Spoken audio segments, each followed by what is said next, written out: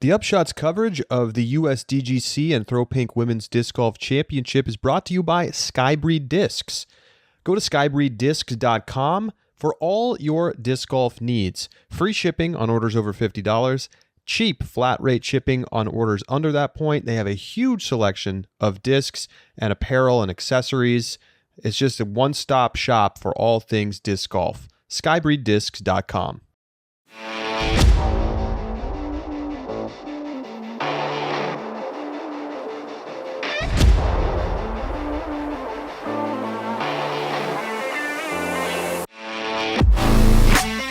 Welcome to a live edition of the Upshot podcast. Hello, everybody. I'm Charlie Eisenhood, publisher of Ultra Disc Golf. He's Josh Mansfield. Round 2 of the USDGC and Throw Pink Women's Disc Golf Championships are in the books. It's after 11 p.m. here in Rock Hill. Players, I'm sure, are asleep at this point, or at least they should be, getting ready for tomorrow's third and moving day round at this tournament. And wow, after on the USDGC side, after a very zany day one, you look up at the leaderboard today and you're like, oh, okay, that looks familiar. And take a look at our leaders right now. At the USDGC, Chris Dickerson, your 2020 champion, is now in the lead, solo leader. And over at the Throw Pink Women's Tournament, Paige Pierce, your 2020 winner, is in the lead. Now, things are certainly not settled. There's a lot to come. And, wow, we've got a lot to break down. Just real quick, let's run down the leaderboards. As I mentioned, Dickerson out in front. He's at 17 under. Ricky Wysocki in second place in a tie with Terry Roethlisberger at 14 under, 3 strokes back. Martin Hendel, one of Canada's finest, sitting in that final spot on the lead card in fourth place at 13 under. Then you've got 3 players at 12 down: Drew Gibson, James Conrad, and Joel Freeman. Simon Lizotte, Bradley Williams, Eagle McMahon, Paul Macbeth, and Nate Sexton are tied at 11 under. That is 6 strokes back of Dickerson. Over on the Throw Pink Women's Disc Golf side, Paige Pierce's lead has not gotten any bigger. It's still 5 strokes, same as it was after round number 1. But now she's got some new players in the chase with her. Deanne Carey, with a sparkling 4 under today, moves up into second place. She is at 2 under, 5 shots back of Pierce's 7 under. Heather Young in third place at 1 down. Valerie Mondahano, tough round for her today. She is now at even par after a couple of double bogeys in the back 9. Haley King is in 5th place at 1 over. Owen Scoggins and Missy Gannon are at 2 over. Shout out to Owen Scoggins, who has bounced back from taking a 10 yesterday to get back into the mix. So, doing her pace car thing. Josh, tied for the hot round. 4 under. Josh, a very exciting day. Good scoring conditions again. The rain really held off. There were some sprinkles here and there, but when I was looking at the radar in the morning, I was like, uh-oh, we're going to get slammed, but nothing of real substance. So players were able to manage the wind, manage their nerves, and go out there and shoot pretty well. And what are we seeing? We're seeing the cream rise to the top. Speaking of the weather, I'm not convinced that Terry Miller isn't in the Winthrop Arena doing some sort of like reverse rain dance, trying to keep it off, just doing his part for the players. But it's been, I think there's some really interesting storylines that we need to talk about on both sides that are shaping up for a really interesting moving day going into tomorrow. So I'm going to give you a stat right off the top from USDGC. Okay. After 2 rounds, there are no players who shot in the 50s in both rounds. And I felt this subjectively today because it was the names who were rising to the top of the leaderboard were not the ones that were there at the start of the day. And so I checked it out. No players in the 50s in both days. So what we saw is players yesterday who had great rounds cooled off a little bit today. Players yesterday who had, solid but not great rounds heated up today. And that's how you see your Rickies rising up. Dickerson, of course. Really, it's Terry Roethlisberger that's been the kind of the steady hand in some ways. But he didn't have a spectacular round today. he's really being floated by that 10 under in round one, but many of the other players who were up at the top of the leaderboard with him played a lot worse, shot over par in some situations. And so it's been kind of like some inconsistency from everybody that leads us to where we sit today after 2 rounds. Yeah, and I think that this may continue, and I think you're going to see some players who, Eagle McMahon, for example, Paul Macbeth, both have a 61 and a 60 on their scorecards, not hitting the 50s yet. I expect that to change tomorrow. I really do. And it's the question of, will Chris and Ricky be able to keep in the 50s, or are we going to have a couple of hot rounds from guys who haven't yet and are just waiting for their turn, and then we're going to have more guys in the mix tomorrow? I fully expect it to be the latter. However, that bodes well for the over-under last night. We only have 3 guys in the top 8 who were in the top 8 last night. That is near Nate Sexton, Joel Freeman, and Terry Roethlisberger. Everyone else fell off. However, it is noteworthy, Johnny McRae and Adam Hammis are both only 1 stroke off. Either of them shoot 1 better, and Charlie, you take home the over-under. That was a good one, but so was the Paige Pierce. It was a good line. Paige Pierce one. And it came down to 18, and Paige Pierce went out of bounds twice. And what is it with Paige Pierce and blowing it on 18 at majors? Like, I feel like this is really Worlds Redux right now. It's kind of freaky. It's like she's pushed out to this big lead, and then we go to 18, and she makes big mistakes. And not that she's not still comfortably in the lead, but like this could have been 10 strokes. Like she could have basically been done with this thing, and now it's definitely not over. She's still clearly the favorite here, but giving strokes away on the final hole. We saw it at Worlds. It ended up biting her. Could have bite her here again at USDGC. 18, such a tricky hole. Let's stay on Throw Pink Women's Championship and talk a little bit about who is there to challenge Paige and in position for tomorrow.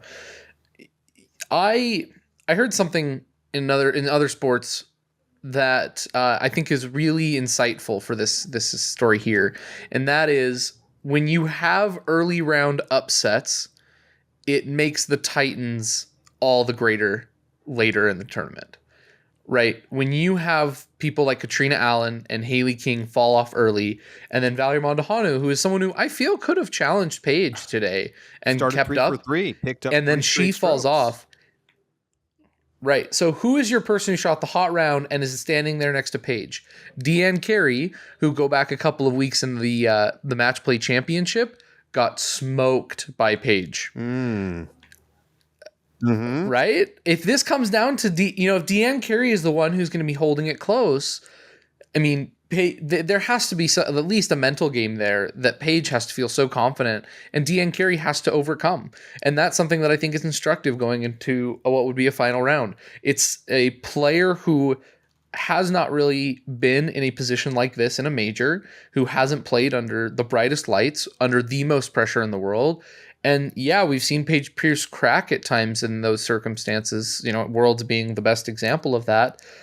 But I'm still taking Paige if I'm putting money on either one of them when it comes down to it, if they're close going into the final day. So, I think tomorrow, I'm interested. Deanne Carey and Heather Young have to stay close and hope that, I don't know, 4 strokes difference in terms, Deanne Carey shooting 4 under to Paige's even. I think she can close that gap, right? She really could if she continues to play as well as she did. And it's not really a flashy scorecard. I mean, if you look, there's a lot of pars on it, but it's got very few bogeys and got birdies where she needs it. And so it's a clean round for Deanne Carey. That's a big story. That's an amazing round. Amazing round. I mean, Deanne Carey and Owen Scoggins now have the hottest rounds next to Paige's 7 under. I mean, that's 7 under. They're 4 under after that. I don't think anybody's going to match that. It was an incredible round.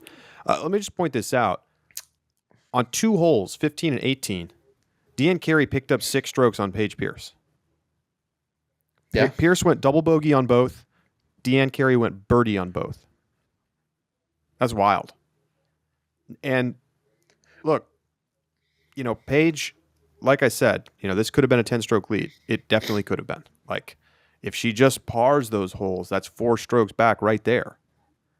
And the thing is, like we see today, Pierce can shoot an even par round, and that means that the door is absolutely open for other players. Can they walk through the door? I don't know. I think if it's Haley King sitting at 2 under, or it's Katrina Allen sitting at 2 under, you have more confidence in that happening than with it being Deanne Carey sitting at 2 under. But, you know, Valerie Mondahano didn't play herself out of the tournament. She's still in the mix. Haley King is maybe in the mix, 8 back. I think so. You know, she's similar story, like a couple bad mistakes, that the double bogeys that seem to plague her rounds. I mean, she could have been at 3 under par if she just gets pars on those 2 holes that she double bogeyed.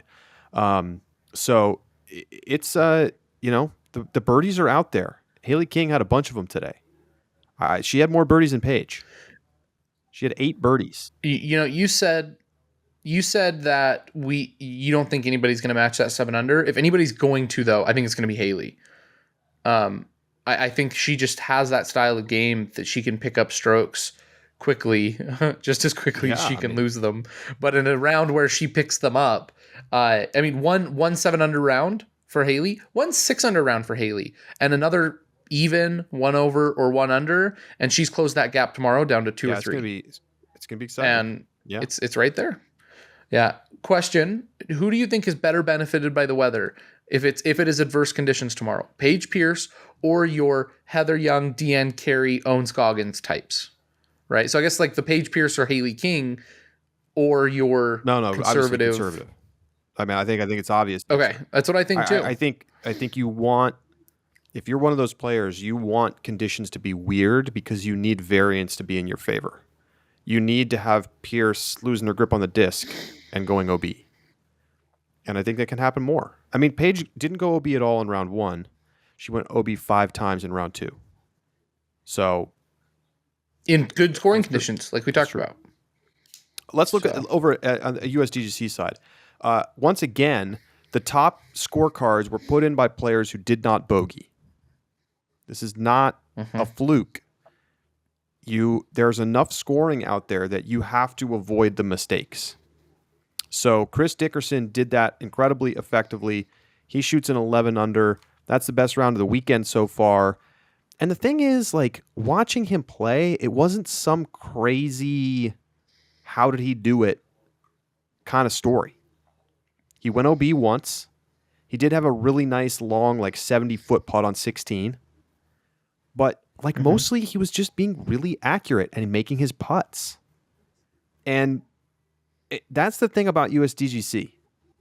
When a player is executing, it's not like they're throwing hero shots. It's not 550-foot bombs. It's precise, controlled shot making in a variety of manners. You have to throw the putter shot. You have to throw the forehand. You have to throw the backhand. You have to throw the turnover. And Chris Dickerson just kept doing that. And like he wasn't even really the story of the round, it didn't feel like, until like hole 14. I mean, it was like, wow, Macbeth, like here he comes. And you're still watching Roethlisberger and Drew Gibson, who we're going to get to in a second. There were other players that felt like were making a little more noise. You know, Paul Macbeth got a lot of his birdies early in the round, but then there's Chris Dickerson, who just keeps not making mistakes and keeps getting birdies, and all of a sudden at the end of it, when it all shakes out, he's up by 3 strokes. Yeah, and I mean, it's the similar story of Ricky. I mean, both of those players throughout the round, I think you're right, that just they didn't get the kind of coverage or attention that I feel like their rounds really merited. And I think that Terry Roethlisberger, if you look, like not a ton of mistakes, but a lot of pars that I think he needs to get a couple of birdies if he wants to keep himself up in the leaderboard tomorrow. You know, and Paul Macbeth, triple bogey on 17. Gruesome. And just like that, Paul goes from tied to in second down to 8th. I mean, he throws the backhand, it clips the tree. He goes back to the backhand, and he throws the exact same shot. It clips the tree exactly the same way. Are those trees lower? I've seen more players hit those trees than in previous I think they years. grow a little every year, and it like has slowly encroached more on the tee shot. Yeah, because that's a mistake Barry Schultz made yesterday. Speaking of Barry Schultz, did you see what happened with his hole 17? So hang on a second, because I heard about something crazy, and I don't know if it was Schultz or not. Somebody clipped off the band, and then like it skipped off the bails. Was that Schultz? So Andrew Marweed threw a forehand that hit the top of the basket and jumped back over horrible. OB. So it was disgusting. That's disgusting. So Marweed did that. Barry Schultz, I think, if you look at the video, again, I'm watching this in a car on low resolution because I'm using data going through Utah mountains, but it looks like it barely clips the tree, which he did yesterday and took a 4 because of, and it goes and then it skips and rides along the bail and then drops in right next to the basket for the 2. So opposite story of Andrew Marweed. Go back and look that up because I did not see that live, and that's crazy. Yeah, it just like kind of slides up and then drops over. It's pretty cool. So those were two tale of two shots between Marweed and Schultz and the kind of breaks. But welcome to hole 17. Yeah. Like, speaking of shots though, Drew Gibson cashing in on hole 7, and apparently there's the $2,500 bounty. Cashing in on the hole 7 ace. Yep. So I know that bounty was standing. If someone else aces this weekend, does it get split, or was because he did it in this round, it's his? I do not know the answer to that. I could try to find that out. Okay. I saw something on the Ultiworld article about it, and I knew it said they had to wait and see about the ace. I don't know if it's round or tournament. If they split it. If multiple people get the ace. I mean, he laser beamed it in there. It was a sweet shot. I don't expect people to get multiple people to get that ace. You have to be. I mean, we have seen people running it more than in the past. I mean, $2,500 is nothing to shake a stick at. Okay, I just want to point this out about Drew Gibson. Nope. Okay, Drew Gibson today shot a 9 under. He's in a tie for 5th place. He's 5 shots back. He's very much in the mix. But let me just tell you this. Yes. Through 6 holes, Drew Gibson was at even par. And he bogeyed hole 18. And his final score on the round, just to tell you again, was 9 under par. 9 under par. Even through 6, bogeyed 18, shot a 9 under par. So he went ace, which was an eagle, birdie, birdie, eagle, par, par, birdie, birdie, par, birdie, birdie, bogey. And in the beginning of the round went par, birdie, bogey, birdie, bogey, par. I mean, this is like psycho scorecard number 1 extraordinaire. Like, and I don't know why I didn't interview him on the broadcast. Like, I was like, why are you not interviewing him? Like, I want to know what is going through this guy's mind with this insane round where it was just like mistake, incredible shot, mistake, incredible shot, 2 eagles. Man, it's insane. I'm excited to see him a little bit more tomorrow. Drew Gibson listened to our show last night and heard that the way to win the tournament was to avoid mistakes. And he said, hold my buzz and watch me do this. And then throws tied for the second best round? Because I think Dickerson's the only one in double digits tonight. And then just really quick. Yeah. He also went out of bounds 6 times and he shot a 9 under. How is that? Are you kidding me? Ricky Wysocki shot a 9 under with no bogeys and went out of bounds 1 time. They shot the same score. Again, Ricky 0 bogeys, OB once, Drew Gibson 3 bogeys, OB 6 times, same scorecard. Golf is amazing. Drew Gibson is just he is such a unique figure because I remember I think it was at Ledgestone for Northwoods Black. They interviewed him on the Jomez coverage and did their little player segment on Drew Gibson. And he's like, yeah, I took all my discs, but 6 of them out of my bag for this course. I've got 1 fairway, my 3 buzzes, and a couple putters. And I'm like, that's homie's out there in a casual round. He's chilling. Yeah. Drew's something else. I've got a stat for you real quick. of another crazy round. Roethlisberger. Okay. Zach Melton weighs down the leaderboard, right? Where was he? I forgot to write down where he was at. Okay, Zach Melton is tied for 67th. Okay. He shot a 1-under today. And you're like, oh, that's nothing too crazy. He shot a 1-under with a 10 on hole 12. I didn't even see that. That man gave up 6 strokes on hole 12, but had 1, 2, 3, 4, 5, 6, 7, 8, 9, 10 birdies. Oh man. That's incredible. Well, we're going to talk some more about some of the other folks on the scorecard, but again, we look back at the top. Terry Roethlisberger just 3 strokes back. Yeah. He's got Ricky Wysocki and Chris Dickerson right there, and he's certainly not going to be the favorite, but I thought he gave the best interview that I've heard in quite some time. Here he was today. This is with Terry Miller during the broadcast on DGN. Let's listen. Terry, I got to start with, UDisc says your world ranking is 62nd, but here you sit in a tie for second at the USDGC. How does that feel? It feels amazing. Like I'm literally just like blacking out whenever I'm playing, just trying to have as much fun on the course, and like if bad things happen, just hopefully get up and down, and like just trying to have as much fun on the course as possible.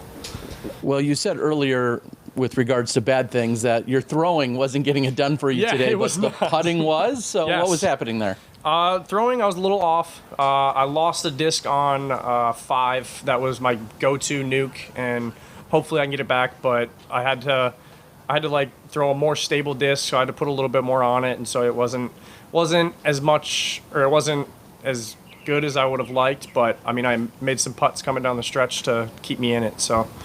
Well, and speaking of making putts, the very last putt of the round, you said you didn't know what the implications were, and they're pretty big. Yeah. Break it down for us. Yeah, I haven't checked scores all day. I was walking down 17, and I looked over at Brittany Dickerson, and I was like, how'd Chris do? And she was like, well, he's leading. He shot 11 today. I was like, oh my gosh. And then, so I was like, I mean, if I can just birdie out, I'll be happy. And because, I mean, I still don't know the scores, but I was like, I wanted to birdie out. I missed a putt on 17, and then 18, I had like pretty much the same look that I did yesterday. I just made sure I didn't leave it short today. So the elevator brought it down, sliding down all of those chains on that final putt. Well, I'll give you an update. Your leader, Chris Dickerson, sits at 17 under overall. Ricky Wysocki at 14, yourself at 14, and then rounding out the lead card will be Mark Kendall from Canada tomorrow. Really? And he sits at 13 under. So did you think that, the 10 under you had yesterday, clearly not the follow-up today to it, but did you think 14 would keep you on a lead card? Honestly, I wasn't thinking about that. I was trying to keep a clean card. I only had 2 bogeys today, and I couldn't really help what happened to them. So I pretty much laid up and then got my bogey. I wasn't too upset, but I mean, out here, as opposed to last year, I took a lot of bogeys, so tried to clean it up. Well, and speaking of that, the contrast that you had yesterday, you had 0 out of bounds strokes. Today, you had 5. You mentioned that only a couple of those resulted in bogeys. Mm-hmm. But was that nagging at you at all, or were you just trying to keep that positive mental mindset? Just pretty much trying to keep the positive mental mindset. I've learned from the past couple weeks that whenever I'm more positive, I play a lot better. So it's just, I mean, and there's nothing really that you should be too upset about. You're out here playing Winthrop, so it's pretty awesome. Well, we have all the brightest lights shining upon you right now. Tomorrow, you're going to be in front of the cameras yet again. You said you may even have to do laundry. You got to get all prepped for the big time? I got to do some laundry so I can get my good clothes on. We're running out of fun.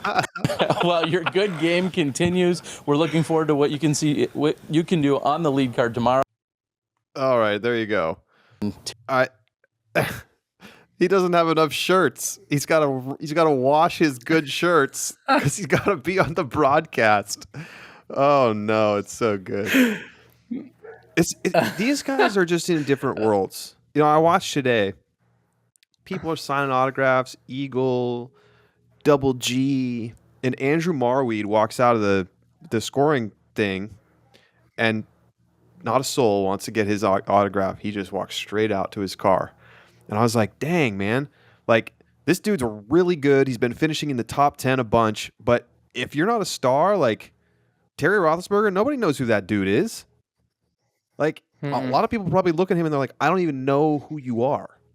And then you've got like 25 people lined up to get an autograph from, Eagle or whatever. And I mean, that's just how it is. Welcome to sports. You want to start signing autographs, you got to start winning tournaments. But it's still just very funny how that works. Like Andrew Marweed, I'm like, dang, people should probably try to get his signature. Like that might be worth a lot someday. I think it's funny because I remember at Worlds, I talked about similar things as Terry with like Kevin Jones, for example. I remember distinctly with Kevin, I was like, Kevin, you're 3 strokes back from the lead or wherever he was. What do you feel about that? He's like, I got no clue what I scored today. I went out, I shot my best. I made sure to avoid mistakes. It's second round. I don't care what my score was as long as I'm not blowing up. And then he walked away and he's like, that's it. That's all I got about it. Like, didn't know what scores were, had no clue where anybody was. So I think that Terry's reaction when he's like, really? Martin Hendel's on the lead card. He's that far up. That's like you and me. Like that's right. That was so funny.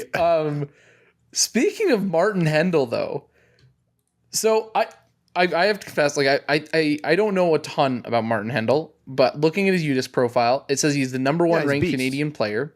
He's the 2017 Canadian National Championship, 2011 Can-Am Series champion, and 2013 Canadian National Doubles winner with Jamie Pay. But he doesn't have any sponsors listed. Like most of your big players have their sponsorship listed on their UDisc page. So I don't know if that's because he just hasn't done it or if he's just, maybe a beast, but I don't know. Martin Hendel wasn't in my top 5 for the week. And he's coming up and playing great. One of Canada's finest. And I mean, I agree. It's definitely a surprise to see him up here. But it goes to show you, like, a couple solid rounds in a row, right? He shot 5 under and then 8 under, and boom, he's in the mix. And I think that's the thing. In years past, you've had to shoot double digits both days to be at the top. But this year, for whatever reason, no one has put together 2 fantastic rounds yet. And I think that what that means, Josh, is that the door is still very much open for everybody.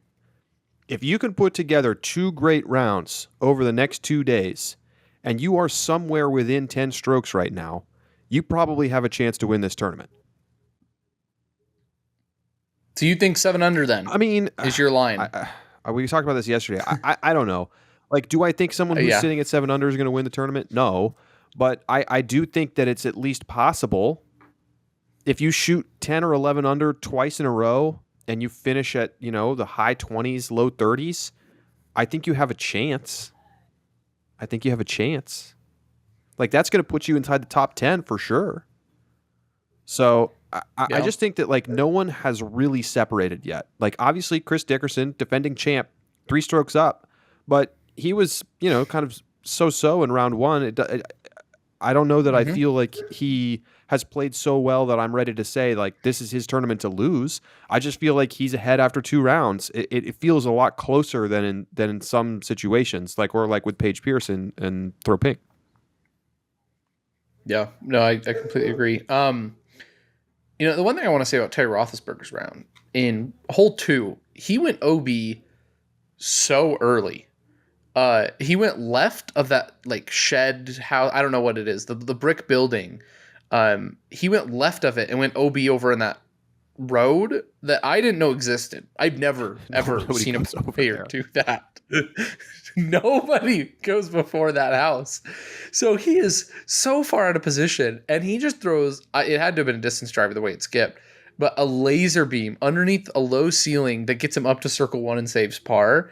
And when I saw that was when that was the moment I'm like, okay, Terry is here to play this weekend.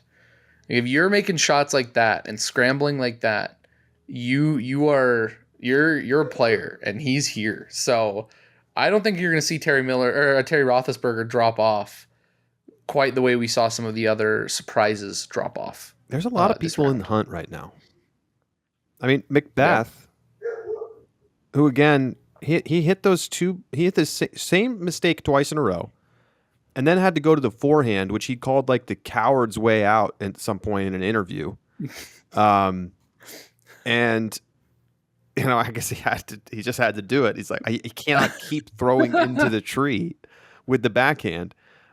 He takes the 7, but like, it's just, he played so great for so long in this round. I mean, he was 8 under through 11. And then, just a couple mistakes, a couple shots that kind of get away from him. He's like kind of pissed off. He slams his disc in his bag. And then the huge mistakes on 17. And it's like, he's still right in the mix. He's six shots back, but it feels like he's really going to have to, crank that dial a little bit further. And he's had long stretches in both of these rounds where he's played really well, but he's really given it back. And that's been the difference. I feels like kind of all season. It's like Macbeth just has not been quite sharp enough throughout the full consistent stretch of the tournaments to be a consistent winner. And yeah, it's going to be, he's going to be a fascinating player to keep an eye on because of just how well he's played.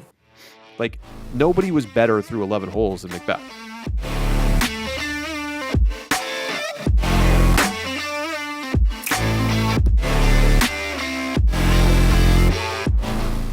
The Upshot is presented by Pound Disc Golf, makers of the best bags in the sport.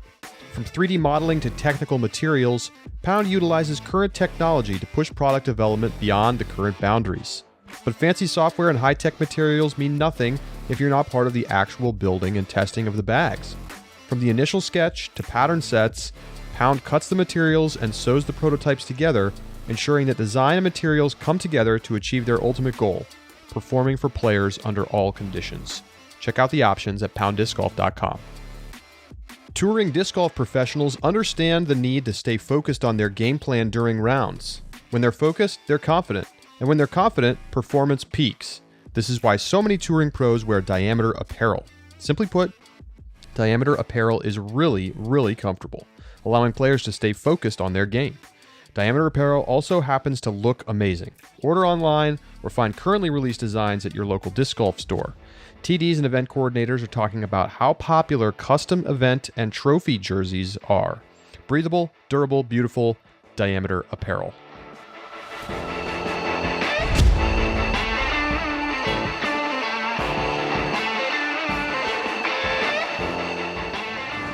So I have a player in mind, but I'm going to ask you this. Who is your player to watch tomorrow that you see is a little farther down the leaderboard maybe? And by farther down, I mean still top. There's a big mass of people who are at like 13, tied at 13th. But like, who is your guy tomorrow that you're picking that you expect to be on lead card for final day? Because I have one in mind, but I'm curious if you've thought about this. Okay. He's tied for 5th. He's 5 shots back. Mm-hmm. He had 2 bogeys today, only went OB once. I think if he can clean it up a little bit, I mean, this is exactly what he did at USDGC. He was in the mix. He wasn't really, like, at any point. Do you mean Worlds? What did I say? USDGC? Yeah, I meant Worlds. You said USDGC. Okay. He was there, but he was never really threatening to win. No one was like, oh, James Conrad. But he's looked really good. I mean, he has had a great control of his backhand turnovers this week, has looked extremely sharp, and it just has to clean up a couple small things. And I think if he does that and he puts himself in a position, I mean, he could get his second USDGC title. Yeah. Who you got? Mine is Simon Lizotte. Wow. I love Simon Lizotte. Yeah. So Simon Lizotte went 7 under today. He had 3 bogeys. Those 3 bogeys yesterday on those 3 holes, which were hole 6, hole 10, and a hole 11, he was 2 under. He had 2 birdies and a par. And then he also, yesterday, remember, 16, 17, 18, brutal. Went, like 5 over? Yeah. Today went 2 under. So, the inconsistencies, the misses, the errors aren't ones that are plaguing him, right? They're mishaps here and there where he's gone OB. He had 5 OB strokes both days. I think if Simon has a day tomorrow that he cleans it up a little bit, and even if he doesn't, like if he shoots 7 under again, he's very much getting himself in the mix in a day where I think a couple players that are up at the top could fall off. Because like you said, we haven't seen really people stringing together hot rounds, and with scoring conditions going down, if Simon continues just to kind of chug along without blowing up on the back three, I think you could see Simon Lizotte on the lead card tomorrow. There's so many players that are still in this game. I mean, it's as simple as that. Ricky Wysocki, I mean, we can't not talk about this. Chasing his first USDGC title. And he's only 3 shots back. He really picked it up after the first day. His putter was really sharp. And he was just as dialed in as anybody. And it felt like we hardly got to watch him today on the broadcast. So it's gonna be a lot of fun to see how this shakes out. I think we got to get to some over-unders real quick before we sign off the show. And I also need to make sure I check the chat. Look at all these folks. Like I'm not in the chat. I've been watching them. Got it. Looks like some people couldn't hear the broadcast, but it should be in the final cut. So apologies if our folks listening live couldn't hear it. All right. So yesterday's over-unders. Josh wins 1. I win 1. Paige Pierce's lead was under 7.5 at the end of the day after she took a double bogey on 18. But how many players was it? Did you say was it 2 or was it 3? Three. You had Nate Sexton, Joel Freeman, and Terry Roethlisberger, and the line was 3.5. I came close, but Josh gets the dub. We've got over-unders coming your way. Josh, give them to us. I'll give you a number. All right. Okay. So I think I'll do. I'm gonna do hot round for USDGC tomorrow. Dickerson's today was 11 under. Yesterday we had 2 guys at 10 under. Remember, course record, if I'm recalling right, is Alex Russell, and I don't know if he's the only one, but shot a 15 under last year. Insane number. I watch this and I'm like, where does Dickerson pick up more strokes? I don't know. Anyway, shout out to Alex Russell. I'm gonna say the line. I don't expect scoring conditions to be quite as good. So I'm gonna say 9.5. They're supposed to be playing through rain. Does somebody hit double digits? Yes. Yes. All right. So Charlie, you're taking the better. The better. You're taking the better. I don't. Okay. The rain it was supposed to rain Wednesday. It was supposed to rain today, and it didn't really rain. So I'm going to just bet on it not raining, and we're going to see. We're going to see some. Okay. Scores. So that's How your many bet. People shot All at 10 today. Just Dickerson. Oh God. Just Dickerson. I take it back. I want the worse. Okay, you want the worst. See, I'm thrilled about this because I remember earlier in this year when we were talking about OTB and Portland Open and them being the hardest courses anyone's played, and you're like, nobody will shoot double digits on this, and then Eagles 13 under. I learned the hard way on that. All right, I'm sick of hearing these course designers tell me how hard their courses are because the 940 rated people came and got rocked by it. I'm sorry. Just stop. Like the pros know how to throw. So you're still taking the 50-foot rollers. Okay, so your sweet long hole isn't all that sweet. So yes, I'm taking the worst. No one will shoot double digits in MPO. All right. Okay. So just watch Calvin, who still, in my opinion, is kind of out of it. I think what's he at now? Yeah, what did Calvin do today? Yeah, he shot 6 under, so he's at 3 under. He's fighting for a top and he's 14 10, strokes. Yeah, yep.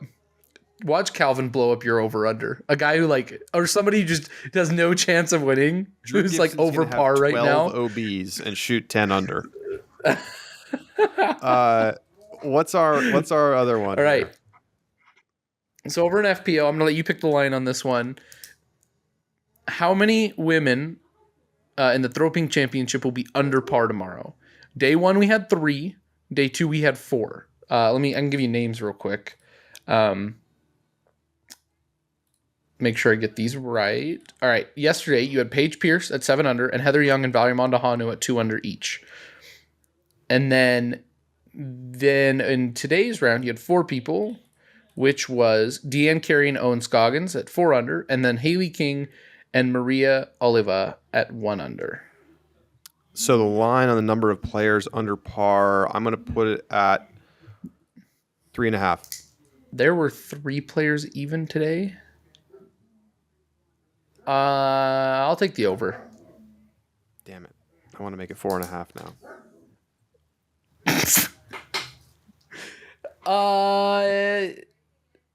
If you still take the over at 4.5, I want to make it 4.5. 5 players. You know what? What the heck? I'll take it. I'll take the over at 4.5. I'd still take those odds. I want better payouts for my money, Charlie. If I get this, the odds are better on me now. That's all right. Well, so big picture, what are you watching for tomorrow? Mm-hmm. This is why you're losing, Josh. Ouch. I just got roasted by Jesse. He's very right. Goading you into still taking the number. Jesse's right. Look, here's what I'm going to do. After the season's over and I've got a little bit more time, I'm going to go through and I'm going to listen to how many times. Don't let Charlie do this to you. You know what? Okay. I'm going to go listen to how many times I let Charlie move the line on me. We'll leave it at 3.5. I will take the under. It's fair. I set the number. I should have said it 4.5 if I wanted it 4.5. Thanks, Jesse. I owe you one over here. Anyway, what? So you were asking big picture. What am I watching tomorrow? I'm watching for Drew Gibson. Like it. What a weird round. I want to see if it's sustainable. Right. So he's on Chase card, right? It'll be him. And what? James and Joel. They just updated. And then it looks like Bradley Williams is on the 235 card. So it's displaying weirdly on UDisc right now. I'm not sure what's going on. I think I have it sorted in a weird way. You must have it. Because that is Conrad, correct. Freeman, and Williams on the Chase. I'm watching Chase card. Like that's... If I had the option, I would select and really watch Chase card. I want to watch Drew. I want to watch James. I wish Simon could get on that card so I could watch him too.